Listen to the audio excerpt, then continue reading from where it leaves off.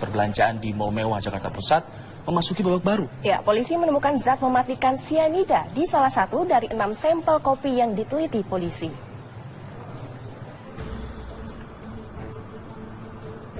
Polisi terus menyelidiki penyebab kematian Wayan Mirna Solihin, wanita yang meninggal usai meminum kopi di sebuah tempat di salah satu mal di Jakarta Pusat. Polisi telah membawa 6 sampel minuman kopi termasuk kopi yang diminum Mirna ke Pusat Laboratorium dan Forensik Mabes Polri. Dari hasil pemeriksaan sementara, polisi telah menemukan alat bukti baru yang dapat menjelaskan alasan kematian korban yang diduga tidak wajar. Polisi menemukan kandungan zat berbahaya dalam salah satu sampel kopi yang diuji. Zat berbahaya itu adalah sianida atau racun. Dengan 6 sampel kopi, ya. Dari 6 sampel kopi itu, yang rencananya kami baru dapat kabar, telah dikirimkan ke laboratorium forensik. Saya dapat kabar langsung secara informal, nanti resminya besok.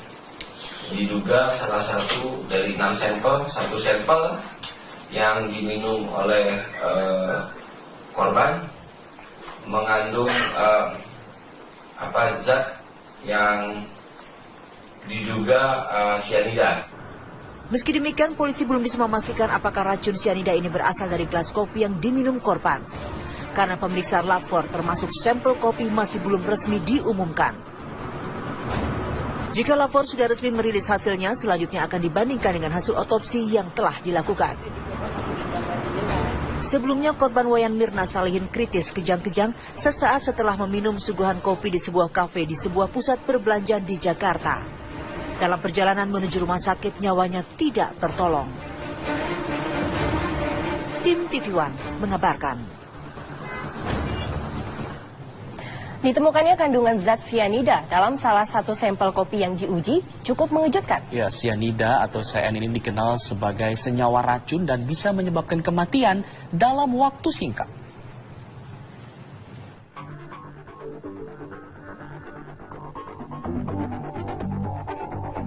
Dari hasil pemeriksaan sementara, polisi telah menemukan alat bukti baru yang dapat menjelaskan alasan kematian korban Mirna yang diduga tidak wajar.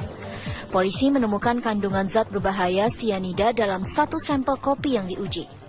Sianida atau CN dikenal sebagai senyawa racun dan mengganggu kesehatan. Racun ini menghambat sel tubuh mendapatkan oksigen sehingga yang paling terpengaruh adalah jantung dan otak.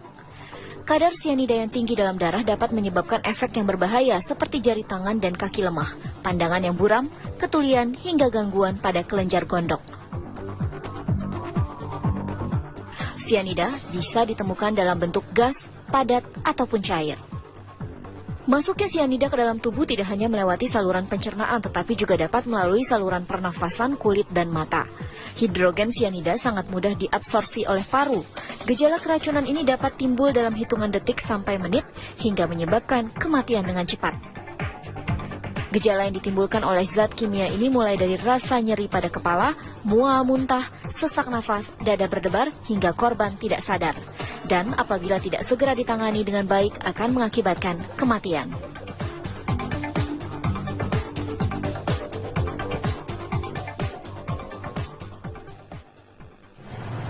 Ya, kematian Wayan Mirna Solihin sesaat setelah minum kopi di sebuah kafe di Jakarta masih menyisakan misteri. Ya, dan polisi kini tengah menyelidiki penyebab kematian korban. Apalagi selama ini Mirna tak memiliki riwayat penyakit. Kematian Wayan Mirna Solihin sesaat setelah meminum kopi di sebuah kafe di Jakarta masih tanda tanya. Insiden bermula saat Mirna mengunjungi sebuah mal di Jakarta Pusat pada Selasa sore 6 Januari lalu.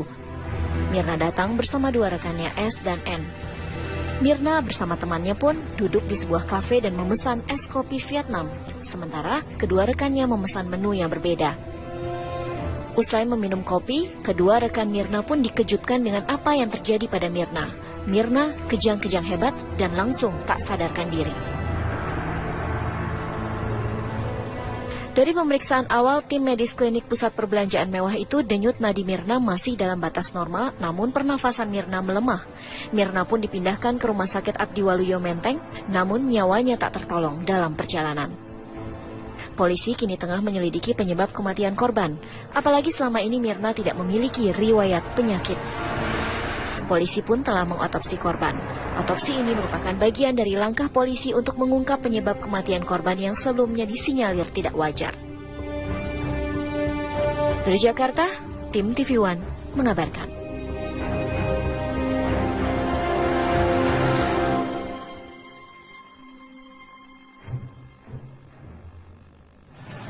Ya, kita beralih ke informasi. Mirna usai minum kopi di salah satu mal di Jakarta masih misterius. Diduga Wayan Mirna tewas karena hal yang tidak wajar.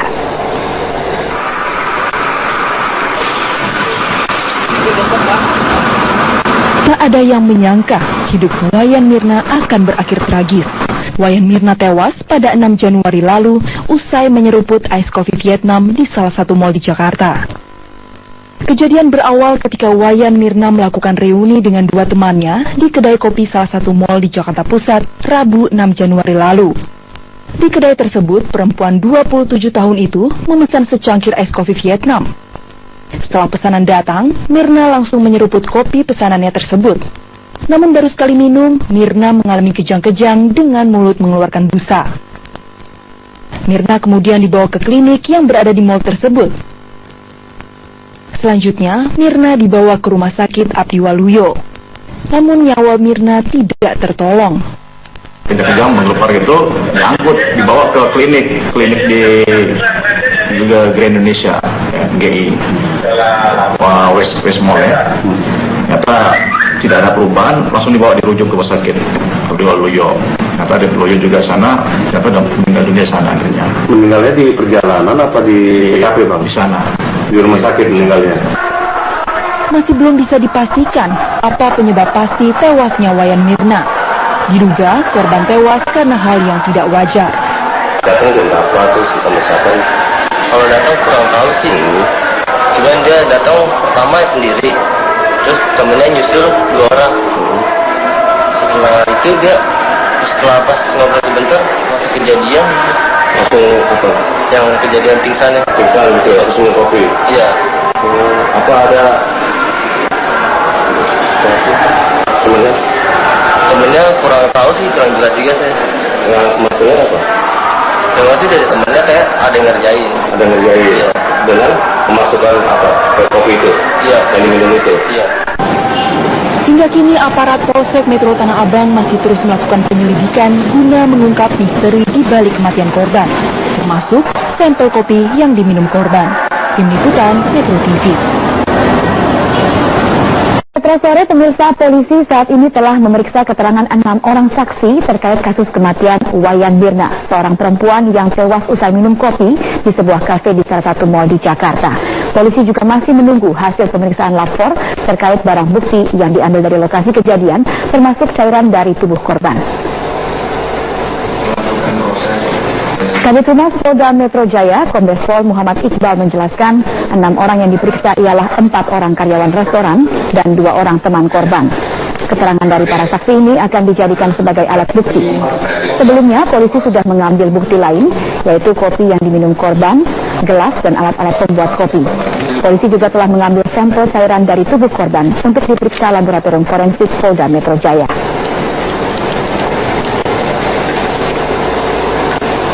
Mirna tewas usai meminum es kopi Vietnam bersama dengan teman-temannya. Korban sempat dibawa ke rumah sakit, namun nyawanya tidak tertolong.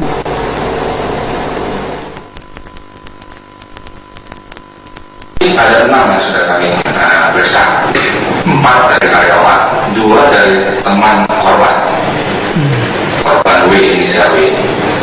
Dan kami sudah melakukan penyitaan terhadap berbagai barang bukti dan merupakan alat bukti, yaitu kopi itu sendiri yang dalam gelas, ya, terus juga cairan di dalam lambung korban sudah kami ambil untuk dilakukan proses analisa di laboratorium forensik kepolisian. Penyebab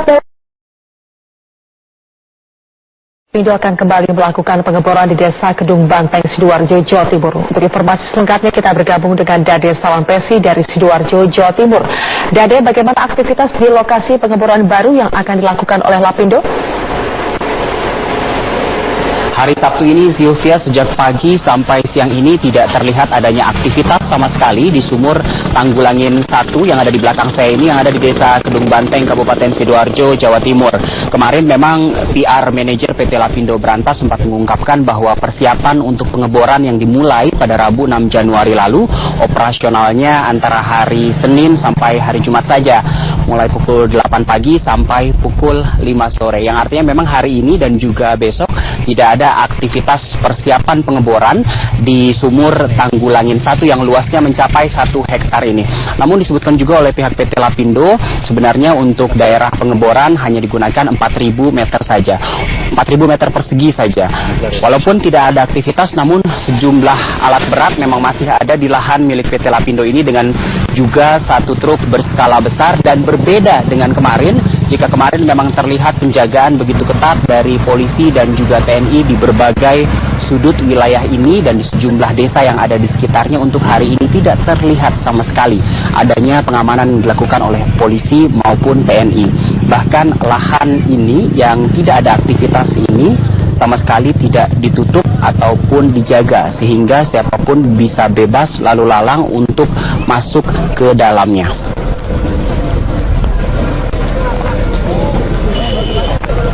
Walaupun hari Sabtu dan Minggu ini memang tidak ada aktivitas, yang artinya libur, belum diketahui apakah Senin nanti PT Lapindo akan kembali melakukan aktivitasnya di sini, mengingat SKK Migas sudah meminta Lapindo untuk menghentikan persiapan pengeboran.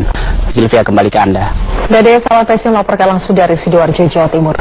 Pemirsa, takut dan khawatir akan rencana pengeboran sumur baru yang dilakukan PT Lapindo Brantas di Sidoarjo, Jawa Timur.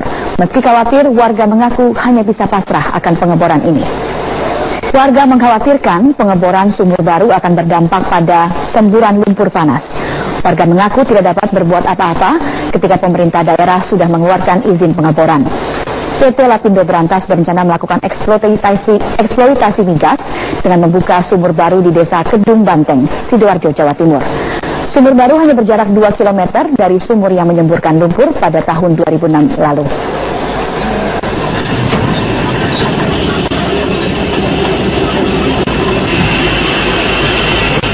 Ya, enggak berubah.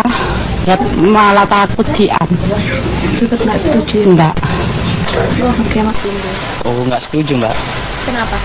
Ya, dampaknya itu, Mbak, kan kalau ya dampaknya kan gimana, Mbak, ya? Kalau ada kayak di sana, Mbak, di Siring itu kan bisa bahaya, Mbak. Nah, kalau udah banjir, Mbak, nggak dapat ganti rugi, Mbak. Itu, Mbak, yang bahaya, Mbak. Sebenarnya kurang setuju. Alasannya warga kan takut trauma kayak yang kemarin-kemarin terjadi di daerah-daerah yang lain itu. Ya takutnya ada semburan yang menimpa warga-warga yang lain. Akhirnya banyak yang terendam, nanti takut evakuasinya gitu. PT Lapindo berkali melakukan eksplorasi di Sidoarjo, Jawa Timur dengan mengebor sumur baru. Warga sekitar hanya bisa pasrah melihat mobil-mobil berskala besar hampir setiap hari berlalu lalang di jalan-jalan desa mereka yang relatif sempit. Laporan selengkapnya kita bergabung dengan reporter Dade Salampesi di Sidoarjo, Jawa Timur. Dade, bagaimana sebenarnya reaksi warga melihat rencana pengeboran sumur baru Lapindo ini di desa mereka? Rata-rata reaksi warga memang sama, Rike. Mereka mengaku khawatir bahwa kampung halaman mereka ini bisa sama nasibnya dengan yang ada di Porong karena kejadian lumpur Lapindo 10 tahun yang lalu. Sekarang saya akan berbincang langsung dengan salah satu warga desa Banjar Asri yang merupakan salah satu desa yang biasa dilewati sehari-harinya oleh mobil-mobil besar milik PT Lapindo Brantas ke Desa Kedung Banteng ini. Selamat sore dengan Mas Saiful. Pertama, tanggapannya soal Lapindo Brantas yang akan kembali melakukan eksploitasi di sini sebagai warga sekitar, bagaimana, Mas? Tetap menolak, Mas. Kita berjuang mungkin kurang lebih mulai tahun 2006. Ketol-ketolnya kita berjuang itu 8 bulan terakhir kemarin. Tetap kita menolak. Warga itu takut, Mas. Kejadian sama seperti di Porong, gitu. Karena juga lokasi di sini dekat sama tanggul lumpur Lapindo yang ada di Porong. Kemudian lokasi ini juga tahu sendiri, ini di tengah-tengah permukiman warga. Kurang dari 50 meter loh dari rumah-rumah itu. Oke. memang lokasi sumur baru ini dekat sekali dengan pemukiman warga gitu ya, bahkan ada di tengah-tengah pemukiman warga. Tapi kalau ternyata Lapindo bilang sudah ada nota kesepahaman antara Lapindo dengan kepala desa, bahkan sudah ada restu dari pemerintah Kabupaten Sidoarjo, warga bisa apa, Mas? Ya itu permasalahannya, karena kita dihadapkan isu yang berkembang di masyarakat kemarin itu bahwasanya ini program pemerintahan. Barang siapa yang artinya mencegah ataupun menolak itu akan berhadapan dengan hukum. Isu yang berkembang di tengah-tengah masyarakat seperti itu. Lah sebagai warga juga takut kan kita kalau bahwasanya melanggar hukum atau apa gitu. Oke. Sekarang juga sudah ada, selamat sore, dengan Mas siapa? Dengan Mas Hari. Mas Hari di desa Banjar Asri atau desa Kedung Banteng rumahnya? Banjar Asri. Oke, desa Banjar Asri juga yang biasa sehari-hari dilalui oleh mobil-mobil besar Lapindo. Mas, kemarin kan memang PT Lapindo sempat membagi-bagi sembako dan juga sejumlah uang sebagai uang santunan begitu. Mas terima? Oh, kalau masalah dana itu memang terima. Kebanyakan ada yang terima. Waktu itu dibilangnya itu dana untuk apa sih, Mas? Uang debu kalau nggak salah itu. Kompensasi untuk uang debu. Apa maksudnya uang debu itu seperti apa? Kurang tahu kalau masalah kompensasi itu, saya kurang tahu. Kan PT Lapindo mengklaim bahwa 90% desa Kedung Banteng setuju dengan adanya eksplorasi sumur baru ini dengan indikasi uangnya diterima kok oleh warga. Tapi memang dengan menerima uang dan sembako itu artinya Mas setuju di sini dibangun sumur? Kalau setahu saya sih bukan untuk pengeboran, cuma pengurukan itu untuk dana administrasi itu. Sebenarnya dana untuk pengurukan aja itu. Oke, artinya pengurukan saja atau persiapan saja. Tapi nanti untuk bulan Maret saat benar-benar ada pengeboran sumur itu sudah lain hal lagi, begitu ya. Oke, saya mungkin kembali ke Mas Saiful lagi sedikit. Mas Saiful, ini kan memang katanya sudah disetujui SKK Migas dengan alasan untuk mensuplai kebutuhan migas di Jawa Timur, tidak hanya di Sidoarjo dan Surabaya saja. Mungkin kalau pemerintah pusat lihat ada yang ingin disampaikan? Kita sebagai warga negara yang baik, kita itu selalu bayar pajak, itu yang pertama. Yang kedua, kita sebagai warga negara itu tidak menghalangi. Silakan mengeksplorasi masalah minyak, masalah gas, itu memang wewenang dari pemerintahan. Yang kami inginkan adalah ya mbok tolonglah, ini kan di tengah-tengah permukiman warga. Halnya ini sudah mengancam kestabilan warga di sini. Orang-orang takut, lokasinya juga dekat dengan Lumpur Lapindo. Yang kemudian yang kedua, payung hukum bagi warga masyarakat ini masih tidak jelas. Bahwasanya nanti kalau ada apa-apa siapa yang bertanggung jawab ini juga masih belum jelas. Oke, Mas, kemarin dijelaskan oleh PR manajernya PT Lapindo, katanya dalam kesepakatan antara Lapindo dengan pemerintah daerah, pemerintah desa juga, di situ disebut kalau terjadi apa-apa di sini beroperasi, Lapindo akan bertanggung jawab kok. Lapindo bersedia ganti rugi. Itu warga sudah tahu soal itu? Belum. Saya juga. Tapi percaya dengan itu? Maksudnya apa itu bisa dipegang dari MOU itu? Kalau ada surat resmi dilihatkan warga dan bertanda tangan resmi, kita percaya. Oke. Artinya warga belum lihat. Iya. Baik, terima kasih Mas Saiful. Itu tadi Rike, pernyataan dari sejumlah warga. Memang mereka mengaku khawatir akan rencana pengeboran sumur baru Lapindo pada bulan Maret ini. Namun mereka memang tidak bisa berbuat apa-apa karena sudah ada kesepakatan antara PT Lapindo dengan pemerintah desa setempat, bahkan diakui telah disetujui oleh pemerintah Kabupaten Sidoarjo dan SKK Migas. Demikian laporan dari Sidoarjo. Rike, kembali ke Jakarta. Terima kasih Dade Salam Pesi melaporkan. Pemirsa, rencana melakukan pengeboran di desa Kedung Banteng, Sidoarjo, Jawa Timur menuai penolakan. Izin eksploitasi di lokasi yang hanya berjarak sekitar 2 km dari titik semburan lumpur kini menjadi polemik.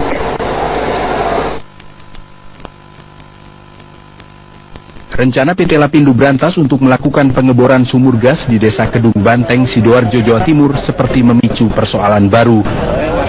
Para pihak yang terkait kini bersilang pendapat soal izin eksploitasi sumur gas yang hanya berjarak sekitar 2 km dari lokasi semburan lumpur Lapindo. Pihak SKK Migas menyatakan belum mengeluarkan izin untuk melakukan pengeboran sumur gas di desa Kedung Banteng dan meminta aktivitas persiapan pengeboran dihentikan. Namun di SKK Migas sendiri proses plan of further development-nya belum selesai.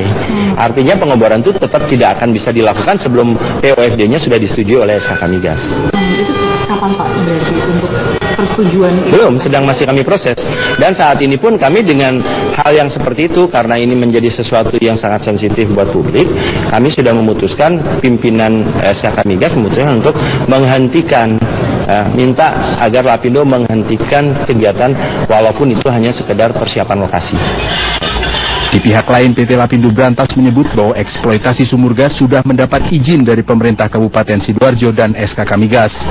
Yang jarak antara titik semburan di Porong sama di sini sekitar 2,5 km sampai 2,5 km sampai 3 km itu sebenarnya sudah ada semuanya di dalam pembahasan UKL-UPL. Jadi rekomendasi UKL-UPL itu di dalamnya sudah membahas masalah ini dan ini semua dinyatakan aman semuanya. Makanya kenapa kita berani melakukan kegiatan eksploitasi lagi di sini?